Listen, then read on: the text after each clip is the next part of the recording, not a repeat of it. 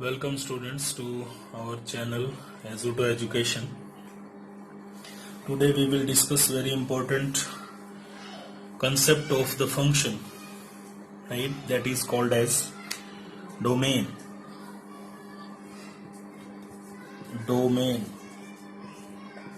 अब बात करेंगे डोमेन क्या है। पहले हम इसकी डेफिनेशन पढ़ लेते हैं। Domain are those real values. Domain are those real values for which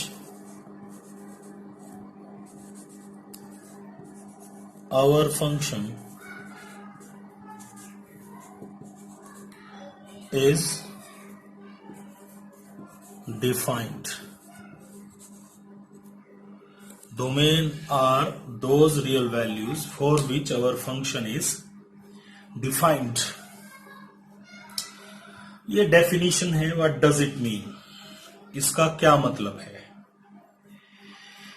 किसी भी फंक्शन की डोमेन वो रियल वैल्यूज हैं जो फंक्शन जिनके ऊपर फंक्शन डिफाइंड है। अब एक एग्जांपल से समझते हैं। Suppose we have a function fx is equal to square root of x.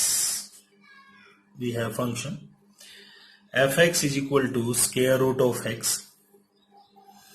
अब if I put positive reals, मैं इस फंक्शन में पॉजिटिव रियल x को दूंगा तो मेरे पास पॉजिटिव रियल वैल्यूज आएंगी, या मैं अपनी डेफिनेशन के अकॉर्डिंग कहूं तो मेरे पास डिफाइंड वैल्यूज आएंगी। डिफाइंड वैल्यूज का मतलब यही है कि आपका फंक्शन जो आंसर देगा, जो आउटपुट देगा, वो आउटपुट रियल नंबर होनी चाहिए। इनपुट तो रियल होगी ही, इनपुट आप नॉन रियल रख ही नहीं सकते हैं, तो आउटपुट भी रियल होनी चाहिए। तो आपके पास इधर है इनपुट, फंक्शन में रखे जाने वाली वैल्यू, इधर आपके पास है आउटपुट, फंक्शन में से आने वाली वैल्यू, फंक्शन जो वैल्यूज देगा। इनपुट डोमेन है, आउटपुट रेंज है। आप अगर जनरली बात करें, रेंज की अलग से बात करेंगे भी हम। इनपुट क्या है? डोमेन है, और आउटपुट आपके पास क्या है? रेंज है। एक कंडीशन है कि इनपुट भी रियल होनी चाहिए और आउटपुट भी रियल होनी चाहिए। अगर आउटपुट नॉन रियल है तो फंक्शन नॉट डिफाइंड है, फंक्शन डिफाइंड नहीं होगा उन वैल्यूज के लिए। जैसे मैं अगर यहां रखता हूं नेगेटिव रियल्स और इसे इनपुट बनाता हूं तो मेरे पास जो आउटपुट आएगी वो नॉन रियल वैल्यूज आएगी, क्योंकि आपने रखा है x इज इक्वल टू -5, तो I will get root -5। What is root -5? Non real. If you put x is equal to -2, what is root -2? Non real case. So जो function मैं आपके सामने लिखे बैठा हूं, ये फंक्शन डिफाइन है पॉजिटिव रियल्स के लिए, नॉट डिफाइन है नेगेटिव रियल्स के लिए। इसका मतलब सीधा सा है, इसकी इनपुट जो है वो पॉजिटिव रियल हो सकती है, नेगेटिव रियल नहीं हो सकती। क्या हो सकती है? पॉजिटिव रियल हो सकती है, नेगेटिव रियल नहीं है। क्यों नहीं है? रीजन क्या है? क्योंकि जो आउटपुट आएगी नेगेटिव रियल रखने के बाद, वो क्या आएगी? नॉन रियल नंबर्स आएगी। फंक्शन डिफाइन नहीं होगा। इनपुट भी रियल होनी चाहिए और आउटपुट भी रियल होनी चाहिए, राइट? सो इस फंक्शन की जो डोमेन है वो क्या है? पॉजिटिव रियल्स है। Let's take another example. कोई और एग्जांपल लेते हैं। Suppose we have 1 divided by x, क्या है हमारे पास 1 divided by x। If I put x is equal to 0, अगर इसमें मैं x इज इक्वल टू 0 रखूंगा, इनपुट, आउटपुट मेरे पास बनेगी 1 divided by 0। What do you think about 1 divided by 0? क्या ये रियल आएगा? नहीं, नॉन रियल आएगा, इनफाइनाइट आएगा, नॉट डिफाइन कह सकते हैं। 1 बाई 0 इज नॉट डिफाइन, और इन्फिनिटी मैक्सिमम वही लगता है जहां डिफाइन नहीं होती हैं चीजें। तो 1 बाई एक्स की इनपुट में मैं 0 नहीं रख सकता। और कोई नंबर बताओ मेरे को जिसको नहीं रख सकता, और कोई नॉन रियल केस आता हो। आप इसमें x की जगह 0 को छोड़कर कोई भी नंबर रखो, फंक्शन डिफाइंड रहेगा। यानी इनपुट रियल आप ले रहे हो लेकिन 0 नहीं ले सकते। आउटपुट 0 छोड़ के रखोगे तो रियल आएगी, क्योंकि किसी भी नंबर का ये क्या करेगा, रेसिप्रोकल करेगा। If you put x is equal to 5, आपने x इज इक्वल टू 5 ले लिया तो 1 बाई 5 हो जाएगा। If you put x is equal to 3 then it becomes 1 by 3। Then problem क्या है 1 बाई 3 में? कोई दिक्कत नहीं है, रियल तो है, 1 बाई 5 रियल है। If you put x is equal to 1 by 5, तो इसमें 1 बाई 5 रखोगे तो 5 आ जाएगा, रियल आ जाएगा, रियल आएगा भाई। तो आप 0 नहीं रख सकते। क्या नहीं रख सकते? 0 इसकी इनपुट नहीं हो सकती, क्योंकि उसके लिए आउटपुट नॉन रियल आएगी। तो इसकी जो डोमेन है वो क्या हो जाएगी? आप इसमें सारे रियल नंबर ले सकते हैं, बट आप इसमें 0 नहीं ले सकते। क्या नहीं ले सकते? 0, रियल बट नॉट 0, इसकी डोमेन है। अब ये जो नॉन रियल केस लिख रहा हूं मैं, नॉट डिफाइंड केस, इनकी पहचान कैसे होगी? नॉट डिफाइंड केसेस में आपको बता देता हूं। सम नंबर डिवाइडेड बाय 0 इनफाइनाइट होता है कि नहीं? 5 by 0, 6 by 0, 7 by 0, 8 by 0, these all are non-real cases.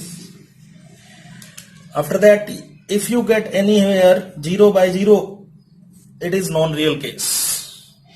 If you get infinity divided by infinity and square root के नीचे आए कोई नेगेटिव नंबर, क्योंकि ये रियल आंसर नहीं देगा, ठीक है? Infinity power infinity, 0 raise to power 0, ठीक है? तो ये वो केसेस हैं जिनको हम नॉन रियल केसेस कहते हैं।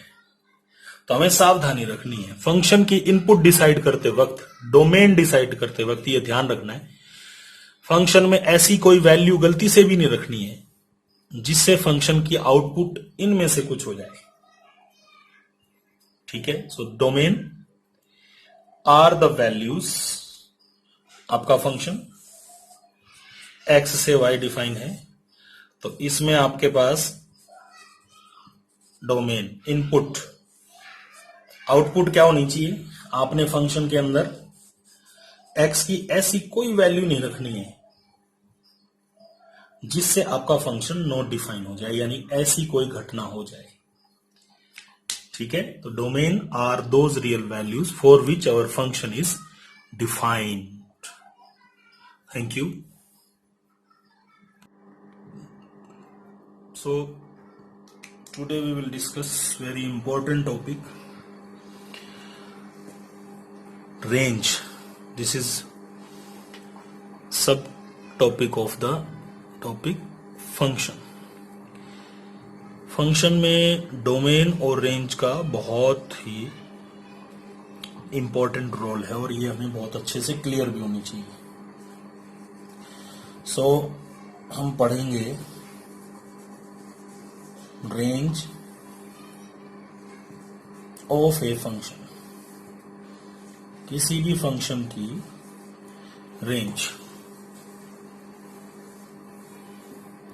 डेफिनेशन लिख लेते हैं, range are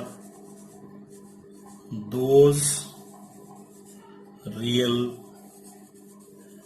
values which our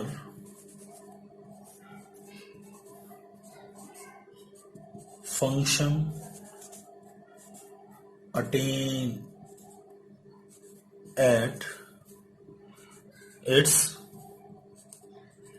domain.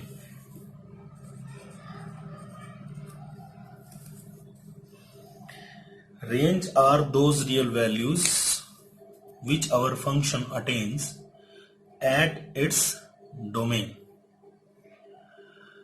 Range वो रियल वैल्यूज हैं जो अपना फंक्शन उसकी डोमेन पर अटेन करता है। अब इसका क्या मतलब है, इसको समझते हैं। एक एग्जांपल लेते हैं। जैसे मान लीजिए आपके पास एक फंक्शन है f x is equal to square root of x. If we take x is equal to 4, then what we get? Let it is y is equal to 2. This is input, this is output. As we have discussed earlier that input and output both must be real numbers, non-real नहीं होना चाहिए। So this value is domain, this is the one of its domain, क्यों कह सकते हैं ये domain में से एक है और ये रेंज में से एक है। हम इसे जनरली बोलते हैं 4 की इमेज 2 है और 2 की प्री इमेज 4 है। दो वर्ड यूज किए मैंने, जो है पहले भी हम बात कर चुके हैं, इमेज और एक प्री इमेज। 4 रखने से 2 आया तो 4 की इमेज 2 है।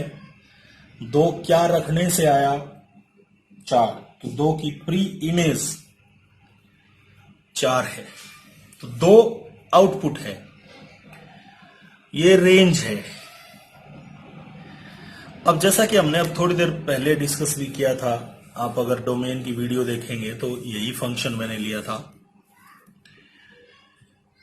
यहां आपके पास हैं पॉजिटिव रियल्स, पॉजिटिव रियल्स, ये इसकी डोमेन है। नेगेटिव रियल आप इसमें ले नहीं सकते क्योंकि नेगेटिव नंबर रखेंगे तो फंक्शन नॉट डिफाइन हो जाएगा। सो इनपुट ये है, इनपुट भी रियल होनी चाहिए और आउटपुट भी रियल होनी चाहिए। तो जो इस इनपुट से, ये जो इनपुट आप फंक्शन में रखेंगे,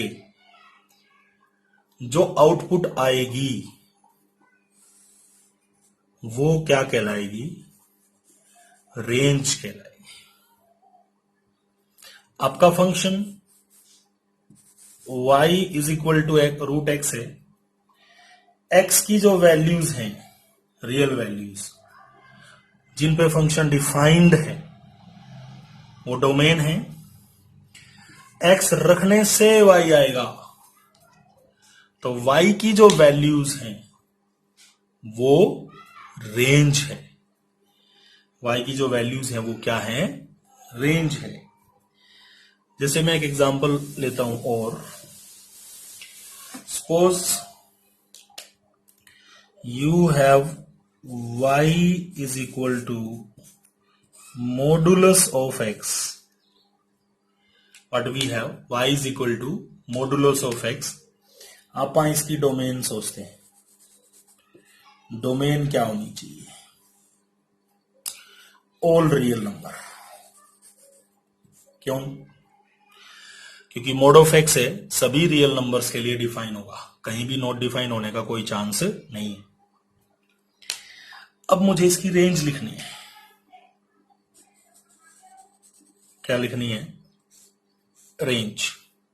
तो ये आएंगे इसके पास और इनसे जो हमें मिलेगा वो रेंज होगी, ठीक है। तो डोमेन सभी रियल नंबर, पॉजिटिव नंबर रखेंगे तो इसने तो पॉजिटिव आंसर देना है, नेगेटिव रियल नंबर रखेंगे तो भी आंसर पॉजिटिव आएगा। इसका मतलब मॉडुलस फंक्शन की जो आउटपुट है वो नेगेटिव तो हो ही नहीं सकती ना कभी भी। तो क्या होगी, पॉजिटिव रियल। तो इस फंक्शन की जो डोमेन है वो है ऑल रियल्स और जो रेंज है वो है पॉजिटिव रियल्स, जिन्हें आप आर पॉजिटिव भी लिख सकते हैं। सभी रियल नंबर्स को हम कैपिटल आर से लिखते हैं, ठीक है। Input real number, output real number. पहले इनपुट डिसाइड होती है, जो रखा जाएगा, कुछ रखेंगे तभी तो आएगा। तो पहले इनपुट डिसाइड होगी, फिर हमारे पास आउटपुट आएगी। तो ये लिखा रेंज वो रियल वैल्यूज हैं जिन पर जो हमारा फंक्शन डोमेन पे अटेन करता है, यानी डोमेन रखने के बाद हमारे फंक्शन से जो हमें मिलता है वो रेंज है। डोमेन और रेंज बहुत इंपॉर्टेंट कंसेप्ट है फंक्शन का। आगे फंक्शन से रिलेटेड अपने को मैथमेटिक्स में कभी भी कई चीजें पढ़नी पड़ेंगी, तो हमें फंक्शन की डोमेन और रेंज अच्छे से पता होनी चाहिए, अच्छे से निकालनी आनी चाहिए। तो हम अलग अलग फंक्शंस लेंगे और उनकी डोमेन और रेंज हम कैलकुलेट करके देखेंगे, जिससे हमारा ये कंसेप्ट और भी रिच हो जाएगा। अभी हमने सिर्फ डेफिनिशंस को क्लियर किया है। Thank you.